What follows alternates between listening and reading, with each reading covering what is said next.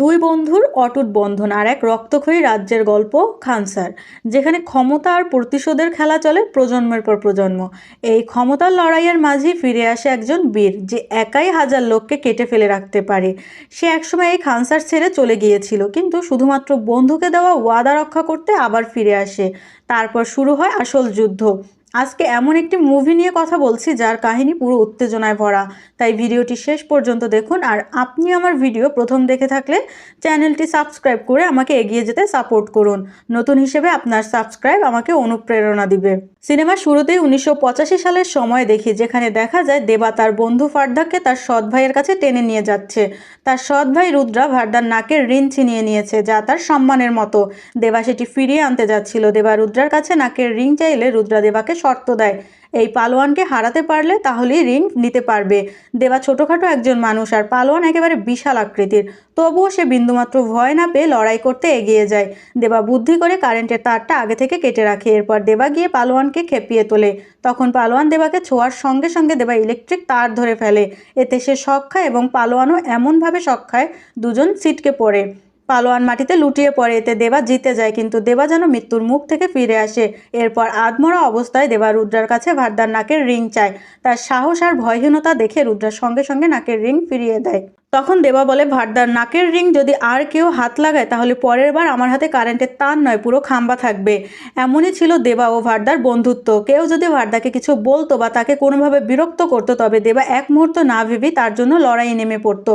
খানসারের যুদ্ধহারা মানেই সব হেরে যাওয়া। দেবাদের পক্ষ সেখানে হেরে যায়। এরপর এক রাতে দেবা তার বাড়ির দরজায় পেরেক ঠুকছিল, কারণ সে তার মাকে ওদের হাত থেকে বাঁচাতে চাচ্ছিল। কিছু লোক সেখানে আসে, দেবাকে ধরে ফেলে এবং দরজা ভেঙে তার মায়ের কাছে চলে যায়। তারা সবাই মিলে তার মায়ের সাথে খারাপ কিছু করতে যাচ্ছিল। ঠিক তখনই ভারদা এসে বলে, সবাই থামো, আর হুমকি দেয় এবং তাদের চলে যেতে বলে। কিন্তু একজন লোক বলে, তোমার বাবাই এই নিয়ম বানিয়েছে আর আমরা শুধু সেই নিয়ম অনুসরণ করছি, আমাদের থামাতে যাবে না। তখন ভারদা বলে, যদি ওদের যেতে দাও তাহলে তোমাকে আমার টেরিটরি দিয়ে দেব। তারপর ভারদা নিজের হাতের কড়ি খুলে সেই লোকটির সামনে ছুঁড়ে দেয়। লোকটি সেটি তুলে নিয়ে খুব খুশি হয়, যেন সে একটি স্বর্ণখনি পেয়েছে। ভারদা তাকে বলে, এটা নিয়ে চলে যাও, কিন্তু কেউ যেন কিছু জানতে না পারে। লোকটি খুশি মনে কড়ি নিয়ে চলে যায়, আর ভারদা দেবা ও তার মায়ের জীবন বাঁচায়। এরপর ভারদা দেবাকে বলে, তোমরা এখানে আর থাকতে পারবে না, এখনই এখান থেকে দূরে কোথাও চলে যাও। তখন দেবার মা তাকে প্রমিস করতে বলে যে সে আর কখনো এখানে ফিরে আসবে না এবং এখানে যা ঘটেছে সব ভুলে যেতে হবে। তবে দেবা মাকে কথা না দিয়ে বরং ভারদাকে প্রমিস করে, যখনই তুমি আমাকে ডাকবে আমি তোমার জন্য অবশ্যই ফিরে আসব, কারণ তোমার জন্য শিকার হব, আবার শিকার করব, শুধুমাত্র তোমার জন্য। এ কথা বলে দেবা সেখান থেকে চিরদিনের জন্য চলে যায়। এরপর গল্পটি 2017 সালের দিকে চলে আসে। কৃষ্ণকান্ত বিলালকে কল করে বলে যে তার মেয়ে আমেরিকা থেকে ভারত চলে যাচ্ছে। এটি শুনে বিলাল খুব রেগে যায় এবং জিজ্ঞাসা করে, পাগল হয়ে গেছো নাকি তুমি? ওকে ভারতে পাঠালে কেন? তখন কৃষ্ণকান্ত উত্তর দেয়, আমি তাকে পাঠাইনি, সে নিজেই আমাকে কিছু না জানিয়ে চলে গেছে। বিলাল তখন বলে, রাধার আমার 7 বছর ধরে তোমাকে খুঁজছে, যদি সে জানতে পারে তাহলে সে তোমার মেয়ের পিছনে লাগবে। তুমি তার শক্তি সম্পর্কে জানো না, তার দাসীও 2-3টি রাজ্যের নির্বাচন নিয়ন্ত্রণ করে। এদিকে রাধার আমার সাইবার সেলের ছেলেটাও জেনে যায় কৃষ্ণকান্তের মেয়ে ইন্ডিয়া আসতেছে। সে দ্রুত উমামাকে জানিয়ে দেয় যে কৃষ্ণকান্ত ভারতে আসেননি, তবে তার মেয়ে এসেছে। তখন উমামা তার লোকেদের এই তথ্য জানিয়ে কৃষ্ণকান্তের মেয়েকে তুলে আনার নির্দেশ দেন। বিলাল বলে, সে তোমার বিরুদ্ধে যে রাগ পুষে রেখেছে 7 বছর ধরে, সেটার প্রতিশোধ তোমার মেয়ের উপর নেবে। তখন কৃষ্ণকান্ত বলে, শুধু তুমিই জানো সে কোথায় আছে, তোমার ওয়াদা মনে করো, ওর সাথে যোগাযোগ করো আর আমার মেয়েকে বাঁচাও। এদিকে যখন আদ্দাইয়া ভারতে নামে তখন গুন্ডারা সঙ্গে সঙ্গে তাকে ধরে ফেলে, কিন্তু বিলাল কৌশলে আদ্দাইয়াকে তাদের হাত থেকে বাঁচিয়ে নিয়ে যায়। আদ্দাইয়া চিন্তিত হয়ে পড়ে, সে বুঝতে পারছিল না যে তার সঙ্গে এসব কি হচ্ছে এবং কেন হচ্ছে। বিলাল তখন আদ্দাইয়াকে তার বাবার সঙ্গে কথা বলিয়ে দেয়। কৃষ্ণকান্ত তাকে বলে, তোমার সামনে যে লোকটি আছে তার কথা শুনবে এবং সে যা বলবে তাই করবে। আমি খুব শিগগিরই তোমাকে এখান থেকে বের করে আনবো, তুমি আমাকে কল করবে না। বিলাল বলে, তোমার ইন্ডিয়া আসা ঠিক হয়নি, এখন শুধুমাত্র একজনই তোমাকে বাঁচাতে পারে, আর সে হলো আম্মা। আসামের তিনসুকিয়া গ্রামে থাকেন আম্মা। গ্রাম প্রধান আদ্দাইয়াকে আম্মার কাছে নিয়ে যায় এবং বলে যে সে একজন ইংরেজি শিক্ষক, আমাদের বাচ্চাদের পড়াতে চায়। আম্মা অত্যন্ত গম্ভীর প্রকৃতির এবং সহজে কাউকে বিশ্বাস করতেন না। তবে কিছু প্রশ্ন করার পর তিনি আদ্দাইয়াকে শিক্ষক হিসেবে কাজ করার অনুমতি দেন, কিন্তু শর্ত হচ্ছে 3 দিনের মধ্যে সবার তাকে পছন্দ হতে হবে। বিলাল আদ্দাইয়াকে বলেছিল তারা যেন তোমার আসল পরিচয় জানতে না পারে, তাই তিনি তাকে একজন ইংরেজি শিক্ষক হিসেবে পাঠিয়েছিলেন। এখন সেখানে আসে দেবা, যার সম্পর্কে কৃষ্ণকান্ত বলেছিলেন যে শুধুমাত্র সেই আদ্দাইয়াকে বাঁচাতে পারবে, তাই বিলাল তাকে আম্মার কাছে পাঠায়। এদিকে আদ্দাইয়ার বিরুদ্ধে একটি মিথ্যা মামলা সাজিয়ে খবরটি পুলিশ ও দূতাবাসে পাঠিয়ে দেয় যাতে আদ্দাইয়া দেশ ছেড়ে যেতে না পারে। রাধারামার লোকেরা মেয়েটিকে খুঁজছিল, কিন্তু ভেদা 7 বছর ধরে অন্য একজনকে খুঁজছিল, যার কোনো খোঁজ পাওয়া যাচ্ছিল না। সে নিশ্চিত ছিল যে সে যেখানে থাকবে মেয়েটিও সেখানেই থাকবে। স্কুলের বাচ্চাগুলো খুব দুষ্ট ছিল, তারা আপ্রাণ চেষ্টা করছিল যাতে আদ্দাইয়া তাদের পড়াতে না পারে। বাচ্চাগুলো তাকে প্রচুর জ্বালাতন করছিল। এদিকে আম্মা আদ্দাইয়াকে বাজার থেকে লাইট নিয়ে আসতে বলে। ফেরার পথে কিছু গুন্ডা তাকে বিরক্ত করতে শুরু করে। তখন দেবা সেখানে আসে, কিন্তু কিছুই করে না, যা দেখে আদ্দাইয়া খুব হতাশ হয়। এর মধ্যে পুলিশ এসে যায় আর গুন্ডারা পালিয়ে যায়, কিন্তু পরে দেখা যায় যে খুঁটিটি যে ধরেছিল তাতে তার হাতের ছাপ পড়ে যায়। এখান থেকেই বোঝা যায় যে সে ভিতরে ভিতরে রাগ নিয়ন্ত্রণ করছিল। এদিকে ওমামার কিছু মাল নেপালে পৌঁছানোর কথা ছিল। এই মাল পৌঁছানোর দায়িত্ব দেওয়া হয়েছিল রিন্দাকে। সে ট্রাকগুলো নেপাল নিয়ে যাওয়ার দায়িত্বে ছিল। যার মাল ছিল সে বলে যে কোনো অস্ত্র ছাড়াই কিভাবে এগুলো পার করবে। তখন তারা বলে আমাদের দেওয়া সিলই যথেষ্ট। যাওয়ার আগে ট্রাকের ভেতরের প্রতি বক্স মালে একটি সিল লাগানো হয়েছে। এরপর রিন্দা নিশ্চিন্তে ঘুমিয়ে পড়ে। কিন্তু যখন তারা বন্দর থেকে বেরোচ্ছিল ঠিক তখনই পুলিশ ট্রাককে থামিয়ে দেয়, কারণ তারা খবর পেয়েছিল যে অবৈধ মাল পাচার করা হচ্ছে। পুলিশ যখন ট্রাক খুলে সিল দেখে ভীষণ ভয় পেয়ে যায় এবং সঙ্গে সঙ্গে ট্রাকগুলো ছেড়ে দেয়। সেই সাথে এই খবর সমস্ত দপ্তরে পৌঁছে দেয় যাতে সকল চেকপোস্টগুলোকে অ্যালার্ট করে দেয় কেউ যেন এই ট্রাকগুলো না আটকায়। এরপর চারদিকে হইচই পড়ে যায় যে যে কোনো পরিস্থিতিই হোক এই ট্রাক কেউ যেন না থামায়। তখন লোকটি বলে ভারতে এমন কেউ নেই যে এই সিলকে থামাতে পারে। এখন আমরা দেখি যে এক ছোট মেয়ে দেবার কাছে জন্মদিন উদযাপন করতে আসে এবং বলে তুমি আমার জন্মদিনের কেক কাটো। তারপর দেবার হাতে একটি প্লাস্টিকের ছুরি দেয়। তখন আম্মা আতঙ্কিত হয়ে তাকে থামায় এবং দেবার কাছে গিয়ে ছুরিটা তার হাত থেকে নিয়ে নেয়। যদিও ছুরিটা ছিল প্লাস্টিকের, কিন্তু আম্মা এতটাই ভয় পেয়ে গিয়েছিল যেন এটা কোনো বিশাল অস্ত্র। এতে সবাই অবাক হয়ে যায়, প্লাস্টিকের ছুরি নিয়ে এমন কি হতে পারে যে আম্মা এত ভয় পাচ্ছে। একদিন আম্মা আদ্দাইয়াকে দেবার খাবার দেওয়ার জন্য পাঠায়। তখন গুন্ডারা সেখানে আসে এবং আদ্দাইয়াকে ধরে ফেলে। এক গুন্ডা আদ্দাইয়ার সঙ্গে একটি সেলফি তোলে এবং সেটা ভেদাকে পাঠিয়ে জানিয়ে দেয় তারা মেয়েটিকে ধরে ফেলেছে। তখন আম্মা সেখানে আসে এবং সবাইকে বলে কেউ তাদের থামাও, মেয়েটাকে বাঁচাও। কিন্তু কেউ তাদের সঙ্গে লড়াই করতে রাজি ছিল না, সবাই পিছিয়ে যায়। তখন বিলাল বলে ওরা কেউ মেয়েটাকে বাঁচাতে পারবে না, শুধুমাত্র তুমি তাদের থামাতে পারবে। এদিকে দেবা নিজেকে আটকে রেখে দাঁড়িয়েছিল, কারণ তার মা তাকে শপথ করিয়েছিল যে সে কখনো কারো উপর হাত তুলবে না।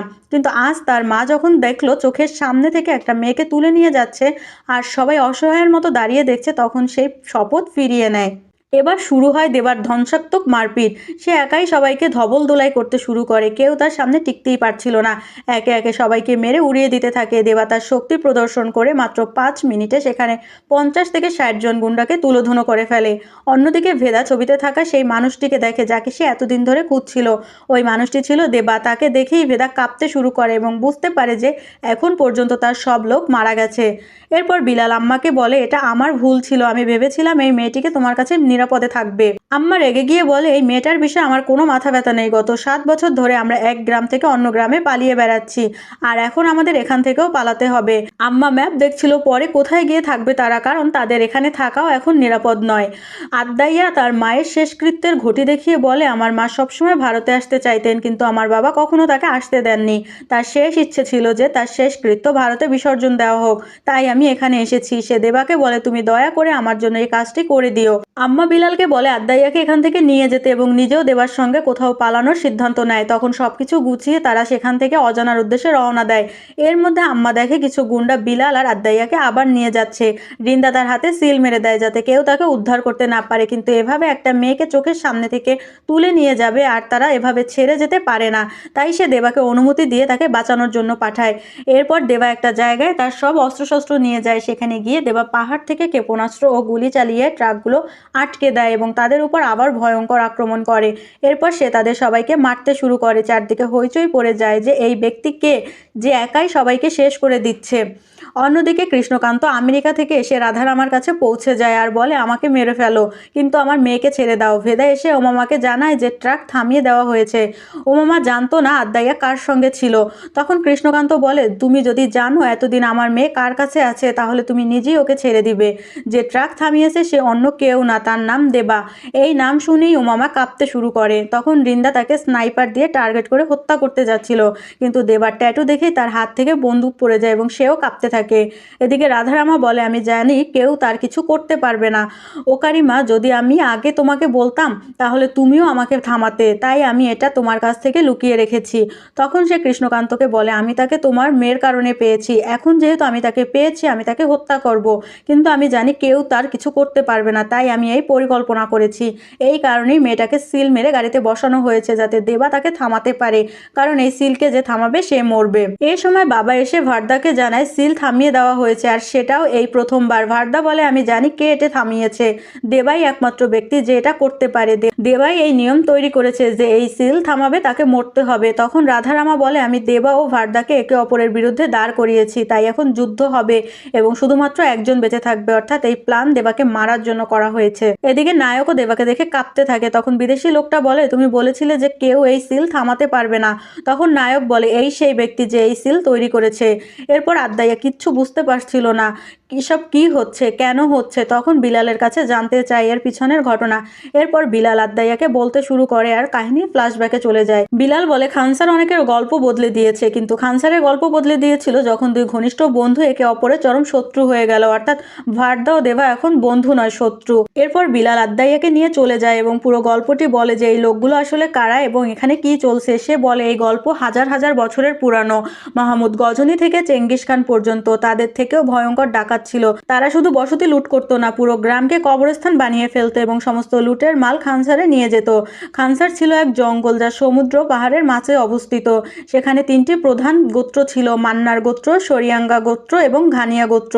শতাব্দীর পর শতাব্দী ধরে কোনো চ্যালেঞ্জ ছাড়াই এই তিনটি গোত্র বেড়ে উঠেছিল এবং সেই বনকে নিজেদের দুর্গ বানিয়েছিল। ব্রিটিশরা পুরো ভারতে শাসন প্রতিষ্ঠা করেছিল, কিন্তু একবারও তারা খানসারে পা রাখতে পারেনি। স্বাধীনতার পর নতুন রাষ্ট্রের সামনে বড় সমস্যা দেখা দিল যে খানসার কি করা হবে। তখন তিন গোত্রের নেতা শিব মান্নার দিল্লিতে গিয়ে ভারতের মানচিত্র থেকে খানসারের নাম মুছে ফেলে এবং হুঁশিয়ারি দেয় যে ভারতের সংবিধান খানসারে কার্যকর হবে না, তবে খানসারের সব আইন ও বিধান অবশ্যই ভারতে কার্যকর হবে। ভারতের সব অবৈধ ব্যবসা থেকে আসা অর্থের নির্দিষ্ট অংশ খানসারের জন্য বরাদ্দ ছিল। এটি পরিচালনার জন্য তাদের এজেন্টরা দায়িত্ব নিয়েছিল। আইনের হস্তক্ষেপ রোধ করার জন্য তারা দেশের রাজনৈতিক ব্যবস্থার নিয়ন্ত্রণ নিয়ে নেয়। সন্ত্রাস ছিল তাদের প্রধান অস্ত্র, যা কেউই প্রতিরোধ করতে পারত না। ধীরে ধীরে মানুষ খানসারের নাম নেওয়া বন্ধ করে দেয়, কিন্তু শিব মান্না আতঙ্কিত হয়ে পড়ছিল। সে জানতো তার গোত্রের লোকেরা প্রচণ্ড হিংস্র প্রকৃতির এবং তার সম্পদ যত বাড়ছিল ততই সে খানসারকে একটি সুশৃঙ্খল ব্যবস্থার মধ্যে নিয়ে আসতে চাইছিল। তাই সে একটি আইন বই পাশ করায় যা কঠোরভাবে কার্যকর করা হয়। এটি নিবন্ধন নামে পরিচিত ছিল। এই নিবন্ধনের নিয়ম অনুসারে খাস 101টি টেরিটরিতে বিভক্ত হয় এবং প্রতিটি অংশের জন্য একজন নায়ক নির্বাচিত হয়। পরিচয়ের জন্য প্রত্যেক নায়ককে একটি ব্রেসলেট দেওয়া হয়। এই করাগুলোর ভিত্তিতে নায়কদের তিনটি শ্রেণীতে বিভক্ত করা হয়। কাপড় নায়ক, যাদের ক্ষমতা ছিল একটি ভোটের সমান। সর্দারের ক্ষমতা ছিল 3টি ভোটের সমান। 8 জন খাস নায়কের ক্ষমতা ছিল 3টি ভোটের সমান এবং শেষ পর্যন্ত শিব মান্না নিজেকে 15 ভোটের ক্ষমতা নিয়ে কর্তা ঘোষণা করেন। তারপর একদিন শিব মান্না মারা যান। 3 গোত্রের চুক্তি অনুযায়ী শিব মান্নার মৃত্যুর পর শরিয়াঙ্গা গোত্রের নায়ক খানসারের কর্তা হবে, কিন্তু রাজা মান্নার তার পিতার সিংহাসন ছাড়তে চাচ্ছিল না।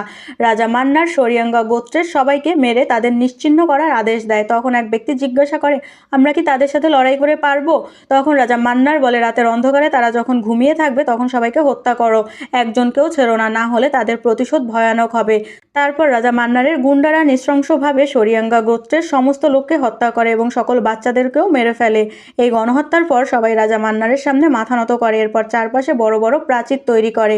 সে একটি ভয়ঙ্কর সেনাবাহিনী গঠন করে এবং খানসারকে আরো শক্তিশালী করে তোলে। 61 কাপ ছাড়াও রাজা মান্নার 8 জন সদস্যদের মধ্যে 5 জন ঘানিয়া গোত্রের মধ্যে ভাগ করে দেয়। তারা ছিল ওয়ালি, গুরুং, চিকা, রাঙ্গা এবং নারেং। অবশিষ্ট 3টি পদ নিজেদের পরিবারের মধ্যে বিতরণ করেন। তারা হলো রাজা মান্নারের প্রথম স্ত্রীর ভাই ওম, রাজা মান্নারের প্রথম স্ত্রীর মেয়ের জামাই এবং প্রথম স্ত্রীর কন্যা রাধারামা, আর রাজা মান্নারের প্রথম স্ত্রীর ছেলে রুদ্রা। কাপ ও সর্দারদের মধ্যে অনেক পার্থক্য ছিল, কিন্তু ভয়েই কেউ রাজা মান্নারের বিরুদ্ধে যায়নি। এরপর একদিন রাজা মান্নার রাধারামাকে বলে, কেউ আমাদের বিরুদ্ধে ষড়যন্ত্র করছে, তাই আমি খানসার ছেড়ে বাইরে যাচ্ছি এটি খুঁজে বের করার জন্য। যতক্ষণ না আমি ফিরছি খানসারের দায়িত্ব তোমার। তখন বারোয়া কর্তাকে বলে, কেউই আপনার সিদ্ধান্তের বিরুদ্ধে ভয়ে কথা বলে না, তবে আপনি কি আপনার ছেলে ভার্দাকে ক্ষমা করবেন?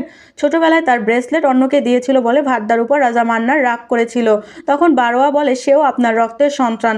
রুদ্রা যে সম্মান পায় ভার্দারও তা পাওয়া উচিত। তখন রাজা মান্নার একটু চিন্তা করে। পরদিন রাজা মান্নার সবাইকে বলে যে সে তাদের একটা সিংহাসন চায়। সে বলে মারা যাবার আগে তার ছোট স্ত্রীর ছেলে ভার্দাকে সর্দার হতে দেখতে চায়, তাই সে রাঙ্গার কাছ থেকে তার আসন চায় এবং রাঙ্গা কোনো প্রশ্ন ছাড়াই তা দিতে রাজি হয়। যদিও সে মনে মনে খুব রেগেছিল এবং চেয়ার দিতে চায়নি, কিন্তু কর্তার কথার সামনে তার কিছুই করার ছিল না। রাজা মান্নার ভার্দাকে সর্দার বানাতে চেয়েছিল, তাই এটাই হবে এখানে, কারো কিছু করার নেই। যেহেতু ভার্দা রাজা মান্নারের দ্বিতীয় স্ত্রীর সন্তান, রুদ্রা তার সৎ ভাই, তাই রুদ্রা তাকে ঘৃণা করত। সে খানসারের সমস্ত আইন ও বিধিবিধান পরিচালনা করত। সে হচ্ছে বালি। রাজা মান্নার তাকে দায়িত্ব দিল যে সে যেন তার ফিরে আসার আগেই ভার্দাকে সর্দার বানিয়ে দেয়। এরপর রুদ্রা রাঙ্গাকে বলে সে শুধুমাত্র সিংহাসন চেয়েছিল, কারণ সেদিন ভার্দা যে ব্রেসলেট ফেলেছিল তোমার বাবা সেটি তুলে নিয়ে সর্দার হয়েছিল, আর সেই ব্রেসলেটের পাওয়ারের উপর ভিত্তি করেই তুমি এই চেয়ার পেয়েছো। এখন যেভাবে কুকুরের মুখ থেকে হাড় কেড়ে নেওয়া হয়, ঠিক তেমনই তোমার চেয়ারও ছিনিয়ে নেওয়া হলো। তখন বারোয়া বলে নিবন্ধনে একটি নিয়ম আছে, কেবল শক্তিশালীর রাজত্ব এবং শুধুমাত্র শক্তিশালীর সিংহাসন থাকবে। এরপর রুদ্রা ও রাঙ্গা একসঙ্গে ভার্দাকে হত্যার পরিকল্পনা করে এবং রুদ্রা পাণ্ডিতকে ডাকে ভার্দাকে মারার জন্য। সে এক ভয়ঙ্কর গুন্ডা। এরপর শুরু হয় হামলা। ভার্দার অনেক লোকজনকে মেরে যখন রুদ্রা রক্ত ঝরিয়ে আবারও ভার্দার নাকের রিং ছিনিয়ে নেওয়ার চেষ্টা করে, ঠিক তখনই নিবন্ধনের ঘণ্টা বাজে, তাই তারা থেমে যায়। ঘণ্টাটি বাজিয়েছিল রাধারামা। এরপর জরুরি সভা ডাকা হয়। তখন রাধারামা সর্দার ও কাপদের মধ্যে রক্তপাত বন্ধ করতে চিজ ফায়ার ঘোষণা করে। রুদ্রা বলে খানসারের নিবন্ধন সবার জন্য একই এবং সেই বই সবার অধিকার দেয়। তারা যে কোনো অবস্থায় কর্তার বিরুদ্ধে লড়াই করতে পারে, তাই আমি চিজ ফায়ার বাতিল করার জন্য ভোটের প্রস্তাব দিচ্ছি। তখন ঘোষণা করা হলো ভোটিং 9 দিন পর অনুষ্ঠিত হবে, কিন্তু ততক্ষণ পর্যন্ত চিজ ফায়ার বহাল থাকবে। কেউই ভোটের দিন পর্যন্ত অপেক্ষা করতে চায়নি, কিন্তু সবাই ভোটের জন্য প্রস্তুতি নিতে শুরু করে, কারণ ভোটের পর শুরু হবে এক ভয়ানক রক্তক্ষয়ী যুদ্ধ ক্ষমতার লড়াই। সর্দার থেকে কাপ পর্যন্ত সবাই নিজেদের জন্য ভয়ঙ্কর ও শক্তিশালী বাহিনী তৈরি করতে ব্যস্ত হয়ে পড়ে। কেউ আফগানিস্তান থেকে সৈন্য নিয়ে আসে, আবার কেউ রাশিয়া, সাউথ সুদান সহ বিভিন্ন দেশ থেকে শক্তিশালী সেনাবাহিনী নিয়ে আসতে থাকে। তখন ভার্দার ছোট ভাই বাচি বলে সবাই তাদের নিজস্ব বাহিনী গঠন করছে, এখন বলো আমরা কোন বাহিনী আনবো, সময় এসে গেছে। তখন তারা একটি জিপ গাড়ি নিয়ে বের হয়ে যায় তাদের সৈন্য আনতে, কিন্তু গাড়িতে মাত্র একটা সিট খালি ছিল। সবাই দেখার অপেক্ষা করছিল কোন সেনাবাহিনীকে নিয়ে আসে, কিন্তু ভার্দা আগেই ঠিক করে রেখেছিল সে দেবাকে ডাকবে। 25 বছর আগে দেবা ওয়াদা দিয়েছিল যখনই দরকার হবে সে আসবে, এবং সে এসেছেও। আজ তার বন্ধুর জন্য সে আবার খানসারের মাটিতে পা রাখলো। শুধুমাত্র একজন মানুষকে দেখে সবাই অবাক হয়ে গেল যে সে একা কি এমন করতে পারে। বাচি রেগে গিয়ে বলে সবাই তাদের নিজস্ব বাহিনী তৈরি করছে, কিন্তু আমাদের কিছুই নেই। সবাই চেয়েছিল ভার্দাকে হত্যা করতে, কিন্তু সিজ ফায়ারের কারণে কেউ কিছু করতে পারেনি। কিন্তু নারেঙ্গের ছেলে বিষ্ণু সবসময় ভার্দাকে বিরক্ত করত, রাতে ঘুমাতে দিত না, খেতে গেলে সেখান থেকে তুলে দিত। সবই তারা সহ্য করে যাচ্ছিল। সেখানে মহারা গ্রামে অনেক নারী বসবাস করত, সেখানে বিষ্ণু ঘুড়ি ওড়াতো। সে ঘুড়ির সুতো কেটে দিত এবং যে বাড়িতে সেই ঘুড়ি পড়তো সেই বাড়ির মেয়েকে ধর্ষণ করতো। এটাই ছিল তার প্রতিদিনের অভ্যাস, যার ফলে পুরো গ্রাম আতঙ্কিত ছিল। আজও সে একই কাজ করছিল এবং সে চেয়েছিল ভার্দাকে এটি দেখাবে, তাই তাদের ডেকে আনে। ভার্দা যাবার আগে বলেছিল দেবা যেন এখানে না আসে, কিন্তু একটু পর দেবা সেখানে চলে আসে। ভার্দা কিছুই করতে পারছিল না, কিন্তু দেবা মেয়েগুলোর কান্না আর আকুতি সহ্য করতে পারলো না। সে গুন্ডাদেরকে মেরে বিষ্ণুকে সরাসরি কালীমায়ের সামনে বলি দেয়। সবাই ভেবেছিল তাকে ডেকে ভুল করা হয়েছে, কিন্তু যখন সে এত ভয়ঙ্কর পদক্ষেপ নিল তখন সবাই আতঙ্কিত হয়ে পড়লো। এখন কি হবে? সে নারেঙ্গের ছেলেকে হত্যা করেছে, তাই ভার্দা ও তার সমস্ত অনুসারীদের কারাগারে বন্দী করা হলো। এখন নারেঙ্গ তার ছেলের হত্যার প্রতিশোধ নিতে যাচ্ছিল। তারা সবাই নারেঙ্গকে উস্কে দেওয়ার চিন্তা করে। তারা বলে এটি ভার্দার নয়, বরং দেবার ভুল। রুদ্রা চায়নি যে নারেঙ্গ ভার্দাকে হত্যা করুক, কারণ রাঙ্গা নিজ হাতে ভার্দাকে মারতে চায়। আর রাধারামা যদিও চায় ভার্দা মরে যাক, কিন্তু কর্তা তাকে দায়িত্ব দিয়েছিল, তাই সে ভার্দাকে মরতে দিতে পারে না। এদিকে বারোয়া রুদ্রাকে বলে চিজ ফায়ার তুলে দিতে হলে কর্তার বিরুদ্ধে গিয়ে ভার্দাকে হত্যা করতে হবে। এটি বাস্তবায়নের জন্য রুদ্রা নারেঙ্গকে উস্কে দেয় যে যদিও ভার্দা বিষ্ণুকে হত্যা করেনি, কিন্তু সে ওখানে দাঁড়িয়েছিল যখন তার ছেলেকে মেরেছে, তখন সে তার ছেলেকে বাঁচায়নি। এরপর ভার্দা ও দেবাকে সবার সামনে আনা হয়। তারপর নারেঙ্গ এগিয়ে আসে ভার্দাকে মারার জন্য, কিন্তু দেবা অনুরোধ করে বলে আমি বিষ্ণুকে মেরেছি, ভার্দার কোনো দোষ নেই, যা করার আমাকে করো, কিন্তু ভার্দার কোনো ক্ষতি করো না। অনেকবার বলার পরেও নারেঙ্গ দেবার কথা শোনে না। তখন নারেঙ্গ ভার্দার কলার ধরলে দেবা নারেঙ্গের হাত কেটে দেয়, এরপর মাথাও কেটে ফেলে। দেবা বলে কেউ ওর গায়ে হাত দিবে না। এরপর দুজনকে আবার কারাগারে পাঠানো হয়। এরপর ভোট শুরু হয়। হিসাব করে দেখা যায় যে চিজ ফায়ার রাখতে চাইছে 48 ভোট, আর যারা চায় না তাদেরও 48 ভোট। শুধু এক ভোট বাকি, সেটি ছিল ভার্দার, যে তখন কারাগারে ছিল। এই কারণেই সবাই ভাবছিল সে কোন দিকে ভোট দিবে। অন্যদিকে রাঙ্গা অনেক মানুষকে মাদক খাইয়ে জম্বির মতো করে তুলেছিল, যারা লাল রং দেখলেই পাগল হয়ে যেত। সে এই সেনা গঠন করেছিল ভার্দাকে হত্যার জন্য। এদিকে রাধারামা ভার্দাকে হুমকি দেয় যদি সে চিজ ফায়ার তুলে দেওয়ার পক্ষে ভোট দেয় তবে তার প্রিয় ভাইকে হত্যা করা হবে। এখন ভোটের দিন আসে এবং সবাই ভোট দিতে শুরু করে। কর্তা রাজা মান্নারও ফিরে আসে এবং সিজফায়ার বজায় রাখার পক্ষে ভোট দেয়। 48-48 ভোট পড়ে যায় এবং ভার্দার পালা আসে। কর্তার বিরুদ্ধে গিয়ে ভার্দা সিজফায়ার তুলে দেওয়ার পক্ষে ভোট দেয়। গতরাতে দেবা এবং ভার্দার মধ্যে আলোচনা হয়েছিল যে এখন খানসার রক্তে ভাসবে, অর্থাৎ যুদ্ধ শুরু হবে। সে সবসময় যুদ্ধের বিপক্ষে ছিল, কিন্তু আজ তার এই সিদ্ধান্ত দেখে সবাই বিস্মিত হয়। এখন রুদ্রার লোকেরা দেবা ও বাচিকে হত্যা করতে নিয়ে যায় আর রাঙ্গা ভার্দাকে ধরে লাল রং মাখিয়ে তার জম্বি সেনার সামনে ছেড়ে দেয়। একজন নারী যে ট্যাটু আঁকতো সে ওখানে বসেছিল। দেবা তাকে বলে, আমার চোখে যা দেখছো সেটাই আমার হাতে ট্যাটু করো। সে দেবার হাতে একটি শয়তানের ট্যাটু আঁকে। এদিকে ভার্দার লড়াই শুরু হয়ে যায়। অন্যদিকে দেবা আসে এবং সবাইকে ধ্বংস করে ভার্দার কাছে পৌঁছে যায়। তাকে বাঁচাতে দুজন একসঙ্গে সবাইকে শেষ করতে শুরু করে। একদম কচুকাটা করার মতো সবাইকে কাটছিল। ভার্দা সব জম্বিদের শেষ করে দেয়। এদিকে রাধারামা তার বাবাকে বলে, সবকিছু শুরু হয়েছে কারণ তুমি ভার্দাকে সর্দার বানাতে চেয়েছিলে। রাজা মান্নার বলে, আমরা সবাই হিংস্র মানুষ, আমাদের রক্তে হিংস্রতা আছে। আমি 25 বছর ধরে এটি দমন করে রেখেছি, কিন্তু একদিন না একদিন এটি ঘটবেই। সিজফায়ার ছিল কেবল নিজেদের মধ্যে যুদ্ধের অজুহাত। সবাই আমার সিংহাসন চায়। তখন ভার্দা দেবাকে বলে, আমার ছোটবেলার স্বপ্ন একদিন সবকিছু আমার হবে। ছোটখাটো বিষয় নিয়ে যুদ্ধ করা বন্ধ, আমি সবকিছু চাই। তখন রাজা মান্নার বলে, আমার সিংহাসন পেতে আমাদের নিজেদের লোকেরা আগে ঐক্যবদ্ধ হবে। তখন দেখা যায় মামা এতদিন কর্তার সমর্থক ছিল, কিন্তু সে এখন রুদ্রার সঙ্গে হাত মিলিয়েছে। রাজা মান্নার বলে, আমি খানসার ছেড়ে গিয়েছিলাম কারণ একটি বিশাল অস্ত্র চুক্তি হয়েছে, যার আদেশ এসেছিল খানসার থেকেই। বালি এই অস্ত্রের চুক্তি করেছিল এবং ঘানিয়াদের একত্রিত করার জন্য একটি পরিকল্পনা শুরু করেছিল, যাতে শরিয়াঙ্গা গোত্রের মতো তাদের সঙ্গে এই একই ঘটনা না ঘটে। রাজা মান্নার বলে, আমি 25 বছর আগে যা করেছিলাম আজ তা আমাকে স্বীকার করতে এসেছে। আমি এত বড় প্রাচীর বানিয়েছি, এত বিশাল সেনা গঠন করেছি কারণ আমি ভয় পেতাম যে কোনো শরিয়াঙ্গা হয়তো এখনো বেঁচে থাকতে পারে। তখন সেখানে আনা হয় রাধারামার স্বামী ভারোয়াকে এবং তখন দেখা যায় ভারোয়া আসলে একজন শরিয়াঙ্গা। যখন রাজা মান্নারের লোকেরা শরিয়াঙ্গাদের উপর আক্রমণ করেছিল তখন অনেকেই তাদের সন্তানদের নর্দমার লাইনে লুকিয়ে রেখেছিল। এইভাবে সেই গোত্রের কিছু বেঁচে ছিল এবং প্রতিশোধের আগুনে জ্বলছিল। ভারোয়া রাজা মান্নারের পরিবারে প্রবেশ করে, ভেতর থেকে সবাইকে উস্কে দেয় এবং তাদের নিজেদের বিরুদ্ধে লড়াই করায়। তখন সে বলে, সবাই তোমাকে তোমার সিংহাসনের সাথে জীবন্ত পুড়িয়ে দিতে প্রস্তুত। 25 বছর আগে আমাদের নায়ক এই সিংহাসনে বসার কথা ছিল, কিন্তু তুমি তাকে হত্যা করেছিলে, কিন্তু তার ছেলে এখনো বেঁচে আছে। তখন একটা বড় সত্য প্রকাশ ঘটে, সেই ছেলে আর কেউ নয়, সে হলো দেবা।